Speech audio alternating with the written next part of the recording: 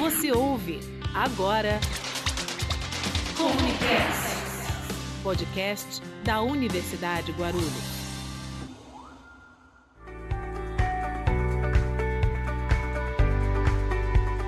Olá, sejam muito bem-vindos a mais um episódio do Comunicast.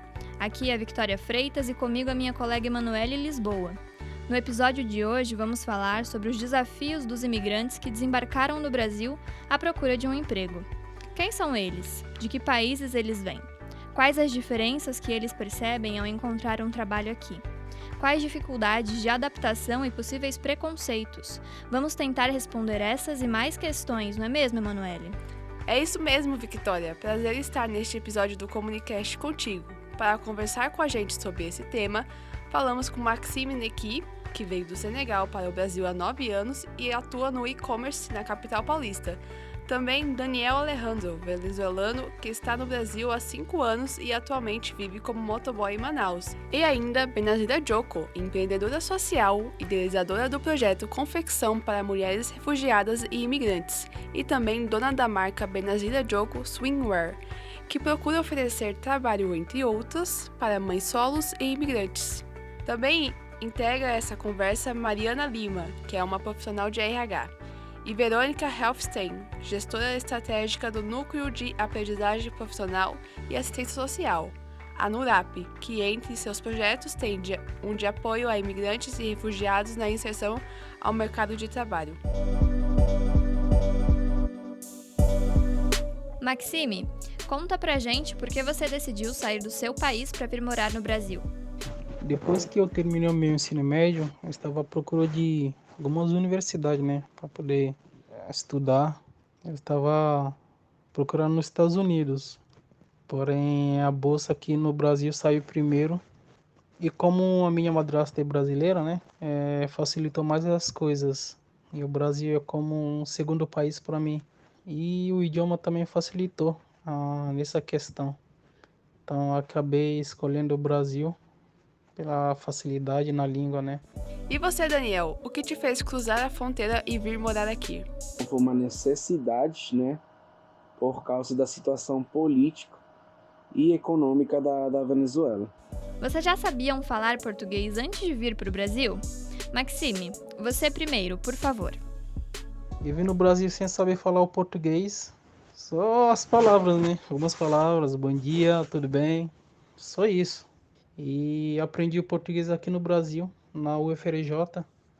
Eu fiz cerca de 11 meses, quase um ano de curso intenso de português, porque a faculdade ia começar no outro ano já, então tive que ralar bastante. Daniel, qual foi a principal diferença que você sentiu ao trabalhar no Brasil? As datas do pagamento. Na Venezuela a gente recebe quinzenal e a maioria aqui no Brasil é mensal.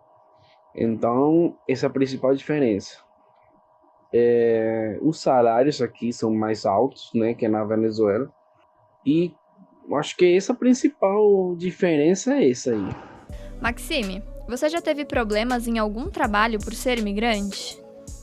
Bom, o processo de contratação de emprego aqui foi assim, na época eu não tinha dinheiro, para me sustentar, eram meus pais que mandavam algum dinheirinho para mim, para poder sobreviver, e como eu não queria depender deles, eu resolvi procurar trabalho, qualquer coisa que podia servir. E infelizmente o meu primeiro emprego, o primeiro patrão não foi alguém, digamos assim, muito honesto, Foi alguém que explorava, pelo fato de ser estrangeiro. Não pagava nem o salário mínimo, nem transporte, nem vale refeição. Maxime, como foi sua adaptação ao trabalho no Brasil? Até que me adaptei bem, no trabalho. Inclusive no primeiro trabalho, que era a entrega de panfleto na rua. Tipo, no dia de calor, no frio, eu tava lá, porque realmente precisava de dinheiro, apesar do salário miserável, digamos assim. Porém, no segundo trabalho foi melhor, Com um dinheirinho um pouco a mais, apesar de não ser o salário ideal, mas eu não posso reclamar, ter me ajudado bastante, a pagar minhas contas, meu aluguel, a minha alimentação. E a sua adaptação, Daniel, como foi? Minha adaptação ao trabalho foi fácil, foi rápido. Eu acho que, em 2 meses eu já me adaptei muito rápido. Benazira, você teve dificuldades em se adaptar ao chegar no Brasil? Não seria dificuldade, mas é choque cultural seria, mesmo sendo países de língua portuguesa, e perceber também, a minha chegada se deu no Nordeste, em João Pessoa, Paraíba. Mas antigamente, as coisas que eu achava assim, numa linguagem popular, bizarro, são as perguntas. E aquilo realmente eu tinha dificuldade, eu tinha certa dificuldade. E foi uma das coisas também que eu não senti na população brasileira. Então, talvez isso ainda, esse choque cultural, é muito forte. Você chegou ao Brasil pela Paraíba e começou a trabalhar formalmente por lá antes de começar a empreender?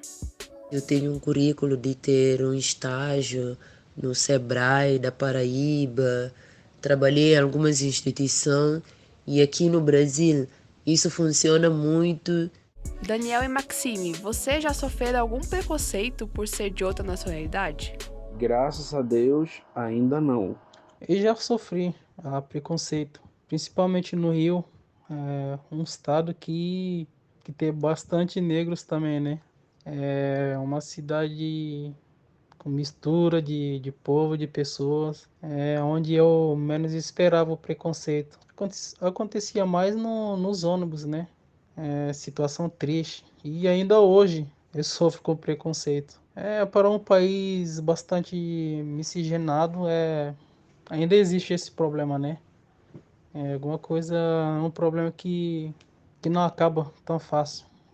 Olha, todo imigrante, uma das primeiras coisas que sofre é sobre xenofobia. Infelizmente, até hoje, a gente ainda sofre a questão de xenofobia. O preconceito, ele é sistemático, ele está enraizado dentro do Brasil. E agora vamos falar sobre o outro lado. Mariana, você percebe algum tipo de preconceito das empresas em contratar imigrantes? São pessoas de alta vulnerabilidade social, às vezes não falam fluentemente o português, então a cultura também é totalmente diferente, então tudo influencia na questão do preconceito, das empresas contratarem, enfim. Então tem essa questão de dificuldade, o choque cultural, a diferença, né, de língua, enfim, são essas as dificuldades que as empresas têm e por isso que eles preferem não contratar. Verônica, agora, você acha que as empresas possuem algum preconceito em contratar imigrante?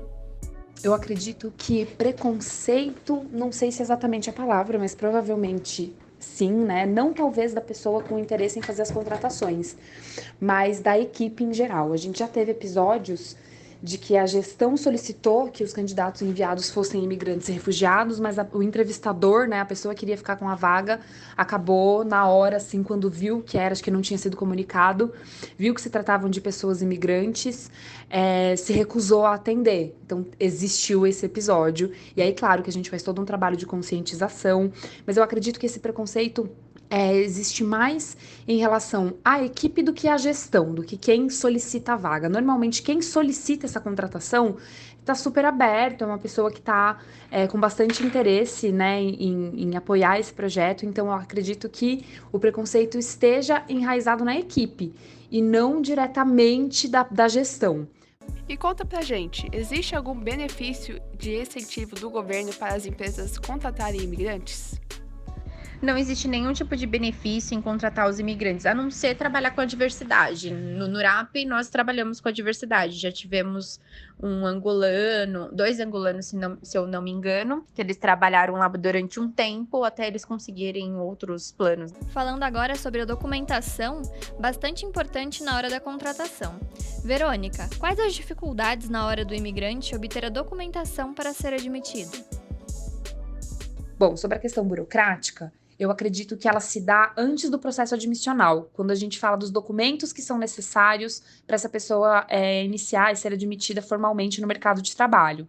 Então, para tirar carteira de trabalho, título de eleitor, todos esses documentos que são necessários, e aí dependendo da empresa tem algumas outras exigências, como carteira de vacinação, cartão do SUS. Então, algumas coisas da legislação brasileira para a admissão de um funcionário acabam sendo um pouco burocráticas, porque essas pessoas naturalmente não têm esses documentos, né? Para encerrar, vamos falar sobre a NURAP. Como é o apoio educacional que vocês oferecem aos imigrantes que chegam aqui no nosso país? Sobre o suporte, então, a questão do suporte educacional, a gente faz um suporte para uma educação profissionalizante, não educacional curricular de ensino básico. Isso são algumas organizações que são parceiras no ramo da educação, que acabam, né, fazendo esse tipo de acolhimento e fazem essa parceria após essa parte com o NURAP. E como é feito esse acompanhamento de educação profissional? Então, o nosso acompanhamento educacional é para essa questão profissionalizante. Então, todo o direcionamento, montagem de currículo, direção, comportamento, tudo isso nós temos esse suporte, e psicológico também através dos nossos atendimentos. Então, não um psicológico clínico, um psicológico também voltado para essa questão, né, que pode ser identificada dentro de um ambiente profissional e depois acaba sendo direcionado para um atendimento mais especializado. Esse trabalho é feito pela NURAP e é bastante importante para os imigrantes que chegam aqui ao nosso país procurando uma nova oportunidade e chance de começar uma nova vida, longe de quaisquer que tinham sido problemas enfrentados em suas terras. Exatamente, Emanuele. Acolher imigrantes em busca de uma vida nova faz parte da essência do brasileiro e da própria história da nossa nação. Um povo bastante hospitaleiro com outras nacionalidades só faz a gente ganhar em conhecimento, experiências, troca de culturas e, é claro, boas amizades. Disse tudo, Victoria. Já temos a fama de povo acolhedor, agora é só fazer isso ser cada vez mais real. Bom, por hoje é só, pessoal. Muito obrigada aos convidados e aos ouvintes. Obrigada, Victoria, por me acompanhar nesse episódio. Tchau, tchau, pessoal. E é aquele meme, né? Se organizar direitinho, cabe todo mundo nesse Brasilzão. Obrigada aos ouvintes que chegaram até aqui, espero que tenham gostado. Obrigada também aos convidados. Este episódio contou com trabalhos técnicos de Marcos Floriano, locução com Emanuele Lisboa e Victoria Freitas, roteiro de Lucas Henrique e Maria Eduarda e produção de Raíssa Marques. Até o próximo episódio. Tchau, tchau!